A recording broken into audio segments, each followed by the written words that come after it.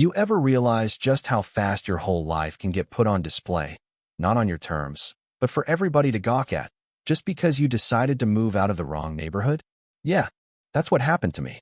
All it took was a roll of packing tape, a couple boxes, and a neighbor who never missed a chance to stick her nose where it didn't belong.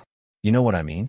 I'm Calvin Dorsey, anyway, at least according to the mailbox. And after 12 years of trying to fit into a place that never really wanted me, my final day should have felt like liberation. Instead, it felt like a spotlight aimed right at my back. The last thing I expected was for my moving day to blow up into a full-on neighborhood circus, with Martha Kellerman, the self-declared sheriff of Sycamore Drive, front and center. Let me back up a sec. Martha wasn't just my neighbor. She was the kind of person who treated the HOA rulebook like scripture, handing out warning letters. Like Halloween candy. You so much as left a trash bin crooked, she'd have a citation printed out by sunrise. So when my moving truck pulled up, I guess I should have known it wouldn't go down quiet. I was sweating through my shirt, taping up boxes labeled kitchen, books, garage, the usual, just trying to get through the day without drama. That's when I heard the click of hard-soled shoes on the pavement, and, without even turning, I knew. Martha. There she was, arms crossed, HOA badge embroidered on her chest, ready to lay down the law one last time. She didn't see a neighbor leaving. She saw a violation waiting to happen. Mr. Dorsey, she snapped, voice sharp as cut glass. That moving truck's not authorized. Did you submit paperwork to the HOA? I looked at her, wiped my forehead. Martha, I'm moving out. It's my driveway, my boxes, my last day.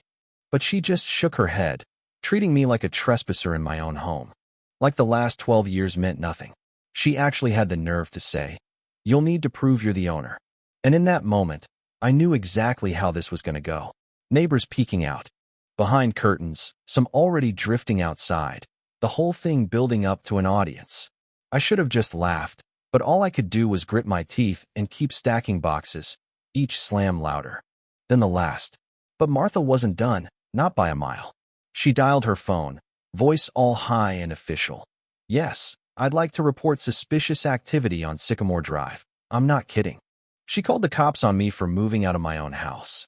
You know that heat you feel creeping up your neck? Not shame, just pure frustration? That's what I felt with everyone watching. It wasn't the first time I'd been made to feel like an outsider, but it stung more than ever knowing this was my send-off. And here's where it starts getting wild. The neighborhood started coming. Alive like it was a block party, just minus the food and goodwill. Teenagers recording, couples whispering, all of them waiting for something to break. And then, right when the air couldn't get any thicker, headlights swung around the corner, but it wasn't the police. It was my son, Preston, in his navy blue uniform. You could hear the crowd's mood shift. Everyone loves a good twist, right?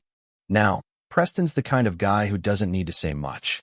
He just walks up, badge glinting, confidence so solid you could stand on it. "Need a hand, Dad?" he asked, and the relief that hit me. Well, I'll never forget it. Martha, though, she wasn't having it. She looked Preston up and down like he was an actor hired for my benefit. "Nice costume," she scoffed. "I don't buy it."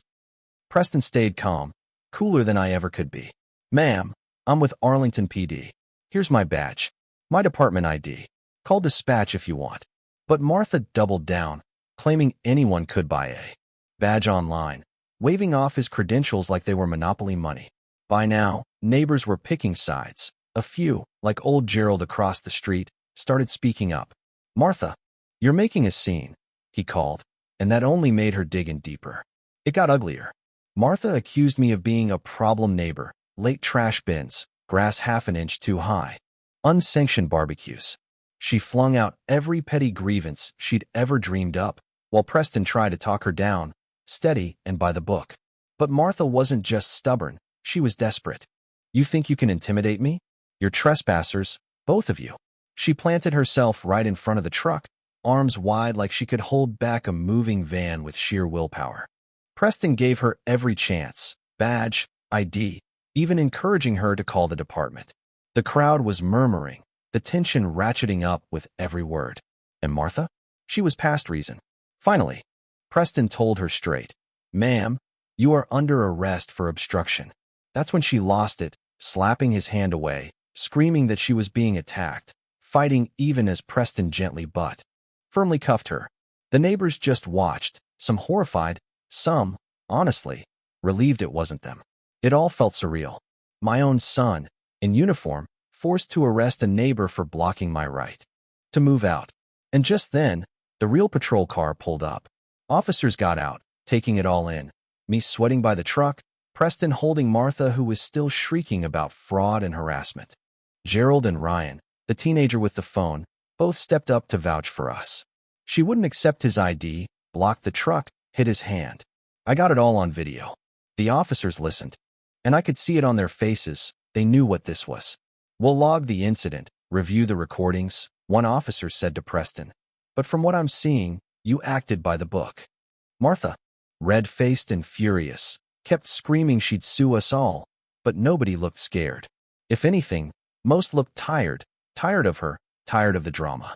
I leaned on the truck, every muscle in my body shaking from exhaustion, not just from lifting boxes, but from 12 years of this kind of nonsense.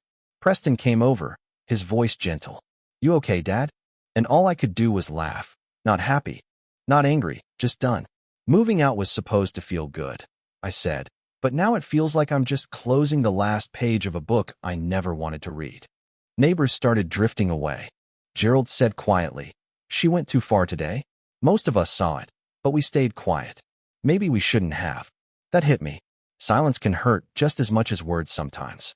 But as I looked around, saw the crowd dispersing, Martha finally stripped of her power, I felt something shift. The video would spread, the story would stir up debates online about bias, control, and neighborly respect. But for me, it was simpler. I was free. As I climbed into the truck, Preston by my side, I looked back at the house one last time. No nostalgia, just relief. "You ready?" Preston asked. "More than ready," I told him. We drove away, neighbors waving or just watching, the house shrinking in the mirror. For the first time in years, my shoulders eased. Funny thing about life, you spend years fighting little battles, but it's the last one that sets you free. And if you take anything from this, let it be this. Neighbors should be lifelines, not obstacles. So, tell me, where do you draw the line between rules and respect? Ever had a neighbor like Martha? Drop your story in the comments. I want to hear how you handled it. And if you think stories like this matter, stick around, because sometimes the best way to fight back is just to walk away, dignity intact, and let the rest of the world see the truth for itself. The weirdest thing about leaving a place like that is how the story doesn't end the second you turn the corner. Not really. Even as the moving truck bumped along, Preston behind the wheel, I could feel it. All those eyes burning holes in the back of my head. Neighbors on their porches, clutching their phones, sending video clips to their friends, maybe even uploading them before we hit the next stoplight. You know how news travels these days. It doesn't just walk, it runs. For a long while, Preston and I didn't say much. He just drove, knuckles tight on the wheel, jaw set, the badge still clipped to his shirt, and me, I kept looking out the window, watching the town roll by. Every block looked a little less like a trap and a little more like a clean slate. I wanted to say something profound, something fatherly, but all I could muster was, "That was a hell of a goodbye." Preston let out a short laugh, shaking his head. "Yeah, you could say that." It hit me then, all at once. The weight wasn't just from moving boxes. It was 12 years of biting my tongue, taking the high road, hoping maybe if I just followed every rule, I'd finally belong. But belonging doesn't work like that, does it? Not when someone like Martha decides you never did, no matter how many times you mow the damn lawn. A couple hours later, after the last box was unloaded into my new place, smaller, quieter, nothing fancy, but mine, Preston offered to grab us some takeout. "You want burgers or tacos?" he asked, like we hadn't just lived through a made-for-TV meltdown. I went with burgers. Felt American, you know? While he was gone, my phone buzzed nonstop. Texts from old neighbors, a couple of "you okay?" messages, but mostly links. Links to videos, already viral. There I was, in my faded jeans, hunched over boxes, Martha blocking the truck, Preston in uniform stepping up like a movie hero. Some folks were on my side, saying about time someone stood up to her. Others, total strangers, mind you, said I was making a big deal out of nothing, or accused Preston of going too far. That's how it goes online. Everybody's got a take, but not a lot of folks know what it's like to actually live it. And let me tell you, the fallout was real. That same evening, I got a call from Gerald, the older neighbor who finally spoke up. He sounded tired, but lighter somehow. Just wanted to check in, he said. Some of us should have spoken up sooner. Don't let it make you bitter. That meant more than he probably realized. Funny how it's the smallest gestures, not the loudest voices, that stick with you. A few days passed. Martha was still the talk of the block, not in the way she wanted. She doubled down at first, threatening lawsuits, sending angry emails to the HOA and anyone who'd listen, but nobody was buying it. Videos don't lie.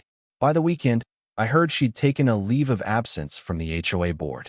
Some neighbors started waving when they saw me around town, even if we'd never spoken before. I spent those first mornings just being still, drinking coffee on my little balcony, no letters on the door, no eyes tracking my every move. Preston swung by after work now and then, sometimes in uniform, sometimes just tired and hungry. He'd ask, "Any regrets?" And I'd shrug, only that I didn't leave sooner. But, even after the dust settled, the story had this way of circling back. Old friends would call, wanting the play-by-play, or neighbors would bump into me at the store. Did you ever think it'd end up like that? Honestly, no. I thought I'd just slip away, no drama, just another moving truck down another Texas street. The truth is, I kept replaying that moment, seeing Preston face down a neighbor who couldn't admit she was wrong. Not because he wanted to be a hero, but because he was raised to stand up, even when it's uncomfortable, especially when it's family. That's what stuck with me more than anything. You can lose a house and still win something better, your dignity, your peace, maybe even a little justice, if you're lucky. And Martha? Well, she faded away, just like all self-made villains do. Once the spotlight gets a little too hot. I hope, for her sake, she figures out how to be a neighbor, not just an enforcer. But that's not my story to finish. As for me, I got my life back. Piece by piece, quieter mornings, dinner with my son, a sense of relief every time I close the door and know the only person keeping score is me. Every now and then, someone will recognize me from the video. Hey, you're that guy with the moving truck, right? Sometimes I laugh it off, sometimes I just nod. But every time, I remember, you can let people like Martha define your story, or you can turn the page and start over. So if you're out there, stuck in a place that's eating away at your peace, let this be your sign. You don't have to stay. There's power in walking away, even when the world wants to keep you boxed in. And if you ever find yourself facing a Martha of your own, remember, sometimes the bravest thing you can do is leave the drama behind and build something new, one box at a time. And hey, I'm still curious. Where do you draw the line? When is enough enough? Drop your story below. Let's keep this conversation going. Because maybe the only thing more American than moving out is standing up for yourself and letting the world see what happens next.